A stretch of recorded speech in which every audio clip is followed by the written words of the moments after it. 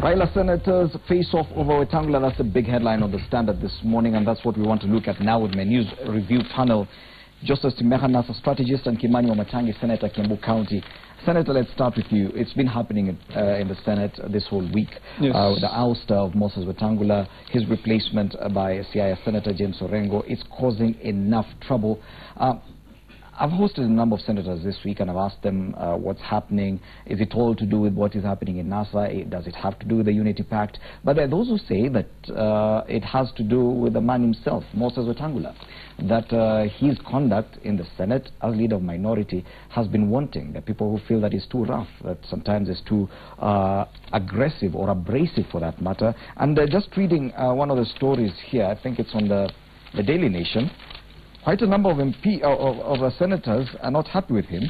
One of them, if I may just read this paragraph on page 4 of the Daily Nation, the second last paragraph. The senators have accused the Bungoma senator of being rough.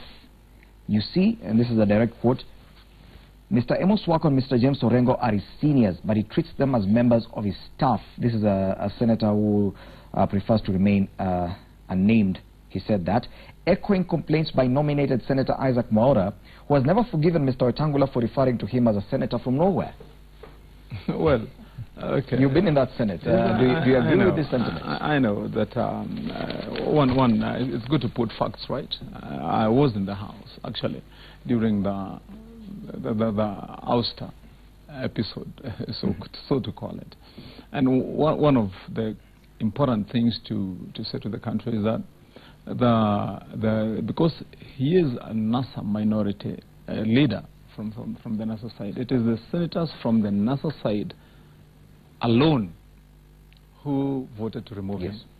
We in Jubilee did not have a role to play in this, and so they sat together, came up with a list of all senators who are present, signed against that resolution to remove him, and they brought it to the House. And the standing orders of the House are very clear as to how one can either be a minority leader or a majority leader.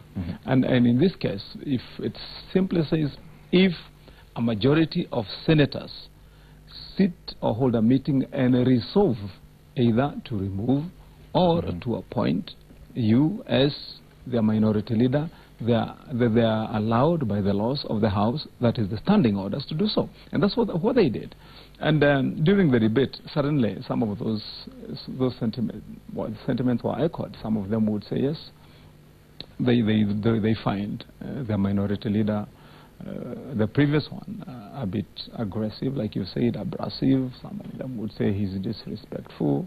What would you say? When they were discussing, they were thumping, and you know, it's fair. You know, in politics, let me tell you. You can't really say, Senator, that you've not witnessed any of this, because everything happens there, whether he's in NASA or not. It will be visible if at all that's how he conducts himself in the House. It will be visible even to Jubilee members. Well, let me say this to you, because you know, politics is really dynamic. If you look at the discussions on the floor, most of the time, people make very passionate contributions to various issues. But once the issue is addressed, whichever way, and you move out of that door, you're talking. And your friends, and it is really about your persuasion and conviction about an issue. He may have rubbed many people the wrong way, and maybe that's just his nature.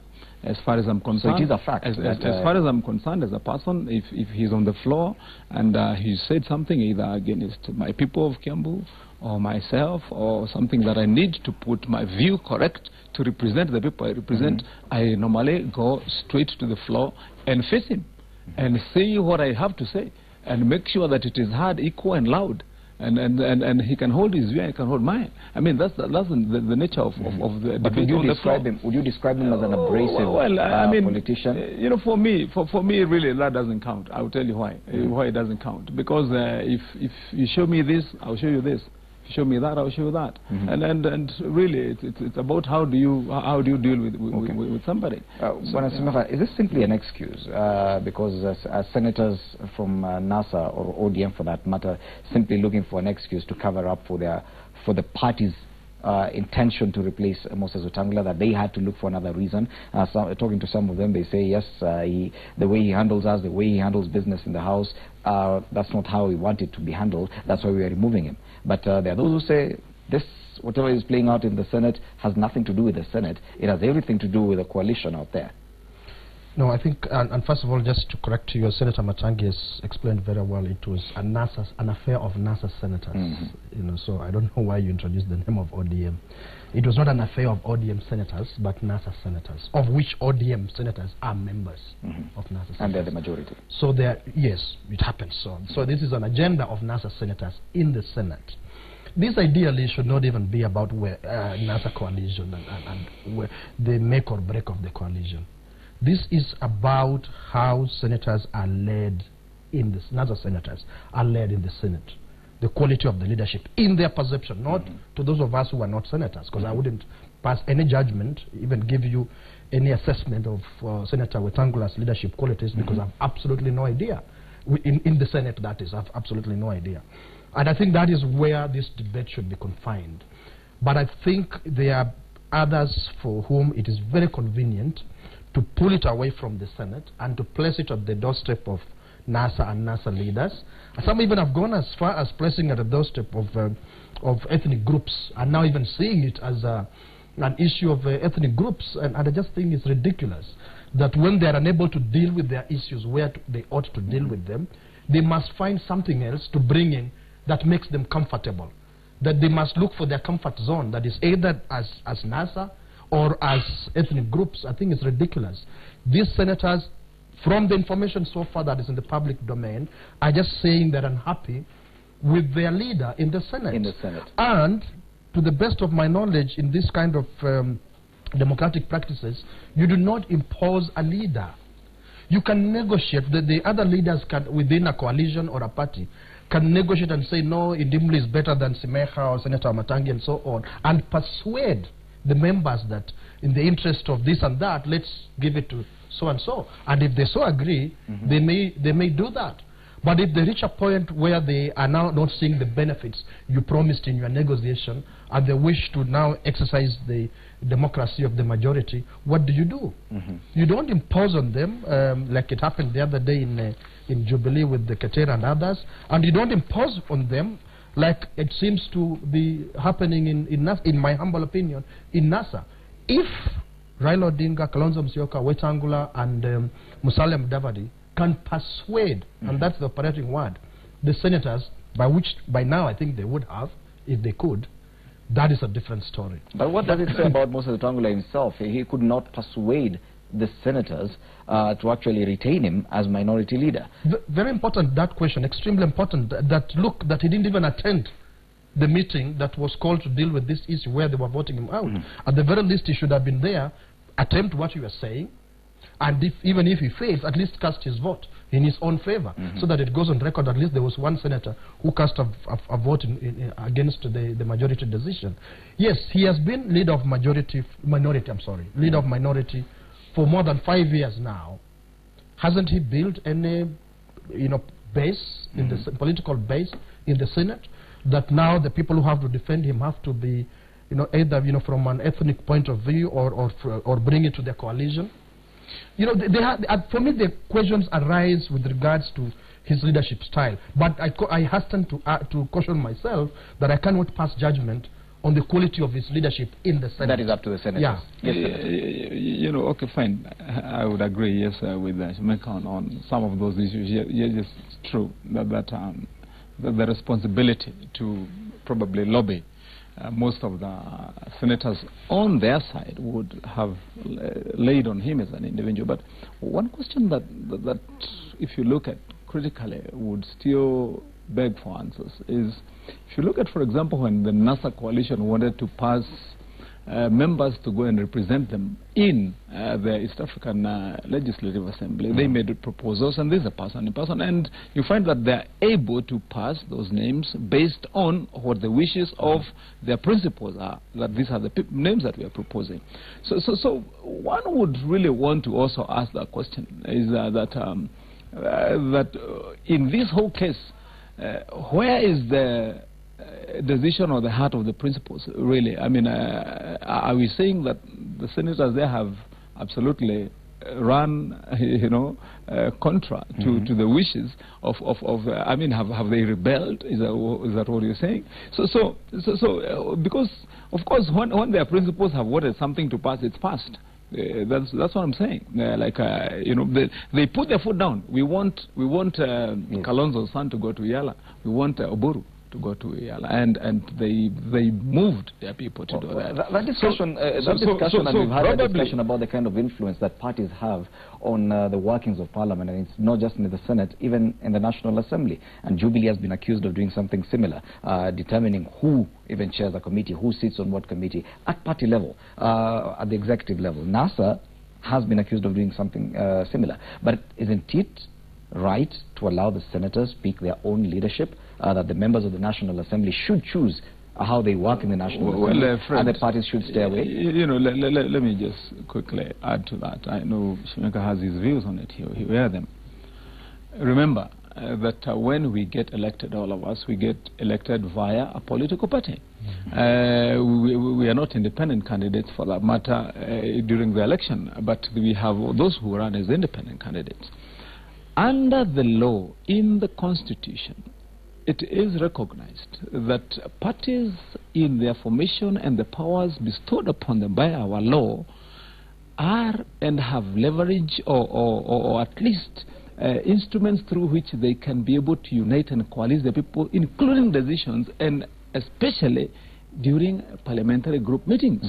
And some of those decisions that are made are intended either to keep political parties relevant, ideological, as formations that have a future. So you find that you cannot wholly and realistically disintegrate or separate the two, and whereby you would be saying that those guys who are in parliament called senators are completely different from whatever ideologies are held in the party. There is some margin in it. There's continuity in the two and common areas, such that some of those decisions definitely would have to be made at party level, whereby you would agree amongst yourselves that this position can be held by this person, this position can be held by this person. And remember also, the politics in Parliament, as you go into Parliament, is also competitive. You've got a minority side, you've got a majority side. And so you have to organize your team well. So I don't think to the extent that putting your heads together and agreeing, because even during PG meetings, I can tell you, during PG meetings, you have a voice. If this is said that let Fred Indimuli be so and so, and I want the same position, and Shimeka wants the same position, at that point you get to agree, compete at that time, and say I'm better than him for this reason. So when you're living there as a party, you have agreed, but you have not been told that you cannot run. So it means therefore that as far as NASA is concerned, the senators have rebelled. No, I wouldn't put it like that. Let me actually first of all agree with the Senator Matangi that there's a reason why parties, coalesce around issues, come with party positions. Let me put it that way. Never mind that it may be perceived out there as the position of the principal or the party leader and so on. But no, this is all about aggregation, articulation, and negotiation of interests. The interests of the party leader at one point could outweigh the interests of the other members of the party, and then it goes, because of his power, it goes like that. But believe you me, there are times, and it's been demonstrated in this country many times, that is the interests of people other than party leaders that outweigh, that carry the day. Look at the issue of swearing in, for example. After the principals of NASA had announced it, technical team and principals had announced it, eventually took a lifeline of its own, pushed by the ordinary people of Kenya. People whom you can't even determine whether they are card-carrying members of ANC, Ford Kenya, ODM and Wiper or not. They pushed the principles and said you must. Meaning you want relevance with us, it's in our interest as Kenyans that you do what we are saying you do. And they didn't have a choice. And that's why certain fellows are suffering here. So when you look at NASA as a coalition, and the parties within that coalition, there may be interests that the principals want to protect. But if those interests run counter to the majority of senators, members of parliament, MCAs, and ordinary members, woe unto those principles. Is that what has happened now? And I want to tell you for that sure, the interests of senators and the interests of the principals in NASA do not align at this point? No, in my opinion, no, because, and I want to use very specific privileged information. I am aware that immediately this happened on the floor of the Senate, Honorable Party Leader Raila Odinga intervened immediately on the same day to stop it. Before they went to Senate to agree on table. He intervened and talked to several of their leaders, including the then leader of minority and the proposed new leader of minority. He personally intervened to stop them. But look, they said, that intervention did not... said we will give in on many other things, but on this one, leave it to us. And you cannot call that defiance? That should send you a message. For me, it's not this. I think more of misalignment of interests. That should send you and anybody, including the people who are arguing that it's ODM, they should send them a message. There must be something if these senators are willing to take these risks, to appear the way, in fact, we are now saying, to appear in public that they are defying their party leader, whom they really revere. There must be some reason. The headline on the Standard actually reads, Raila senators face off. Yes. Because a meeting called earlier this week, which was supposed to address the same issue, Raila Odinga was supposed to meet the senators, they switched off their phones and did not even show up.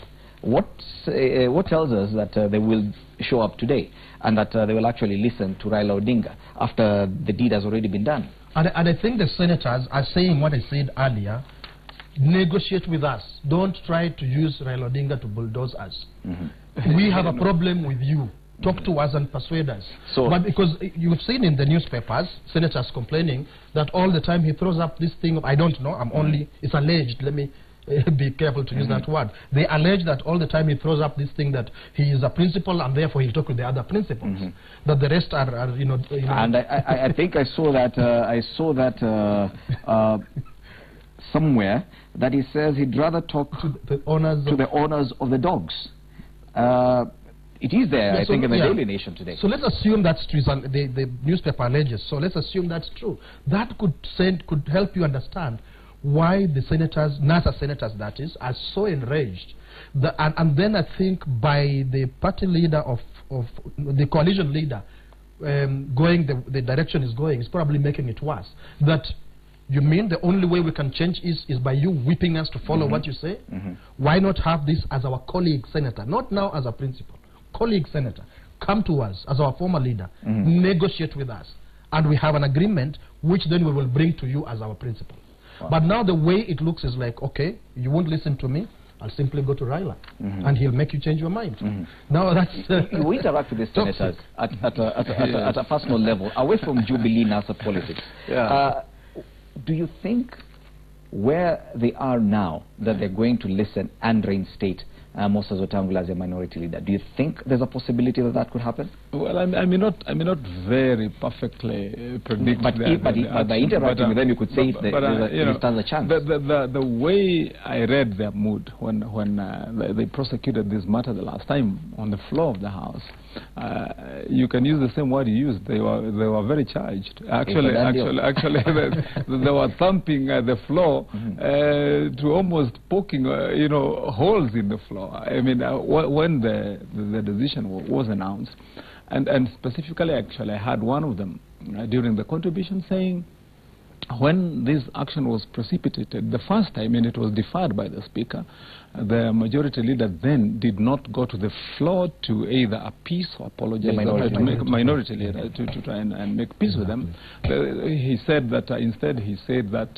if it's going to be a divorce, it's going to be noisy and messy and so on. Those are some of the sentiments they were expressing. So you could see there was serious rage and determination. Unless something major happens today. Maybe, but I don't belong to ODM, neither NASA, so I'll not detail it. You're very cautious. But Shimenka is the one who can comment on it authoritatively and say, on this part of senators having rent the fence off and now they're out on their own and they will not listen to anyone, including their principals. Do you trust that? Do you trust that they will no longer listen to Raila Odinga? Well, to me, that smells like bacon. Raila Odinga's influence cannot be understated within NASA, within the National Assembly and the Senate. He has, on many occasions, directed what happens. This time, we see him attempting, failing, attempting, failing. Failure, in as far as Raila Odinga is concerned, when it comes to workings within NASA, that's not a verb that is commonly used, that he meets, he does this, then he fails, he does this again, then he fails. If at all he fails this time round, it could be read that his efforts were not very genuine, that probably he did not exert himself 100% in doing this. No, instead look at the source of Raila Odinga's power and influence. Raila Odinga doesn't command Kenya Defense Forces, coercive, Kenya Police and so on, instruments of state and name it, all the coercive instruments. He does not doesn't have command over those. His influence and power emanates from the support of the people. Millions, tens of millions of Kenyans. That is the source of the influence and power. So therefore, whatever decisions he makes, he must almost always check how will this sit with where his power comes from. The moment he makes a decision that does not sit well, that may not sit well with where his power comes from, he must rethink. He makes certain decisions sometimes because he knows his base fairly well, knowing that, well, I'll be able to persuade my base. So he makes certain decisions and goes with those decisions public, and his base automatically across the country support that decision. But it does happen at other times that he makes decisions, goes public, and he faces opposition. So for me here, he's going to have to weigh the risk. What is the cost of insisting and pushing in a certain direction that his base, because these senators, are mostly elected, well, I think there's one nominated, but mostly elected senators who represent the interests and aspirations. So he may not be as supporters. keen to coerce them to actually reinstate. That's basically what I'm saying. He may be keen. He may be keen to coerce them to reinstate, but he must ask himself at what cost. Not just to him, actually, to the coalition, to the NASA coalition. Because what value does an individual have in NASA coalition? Is it the value of having a title? No, it's not. It is the political weight that you bring into the coalition to enable the coalition to prosecute its priorities with its competitors and with the international, the rest of the world. So that is what you have to look at. It's not about titles. Maybe, Fred, one of the considerations that would be instructive when you ask that question, would it cost him his support in the Western region? It is implicative to also remember that Moses Wetangula is the only senator elected on his own party ticket of Ford Kenya, and if you start thinking from that perspective, then you also might want to ask yourself, would the other principles, and especially not really all the others, but would probably Raila be looking at his quantitative value right now in as far as positioning in the politics of his own region of Bungoma is concerned? Maybe you'd be asking yourself, as a politician, probably he's asking, how many members of parliament has he brought in with his party? How many senators has he brought in with his party? How many votes is he able to continue to mobilize, and the kind of support, talk of political leveraging, would he be able to still doing it? It is a very high possibility, because whether we like it or not, the story is out there, the jury is out.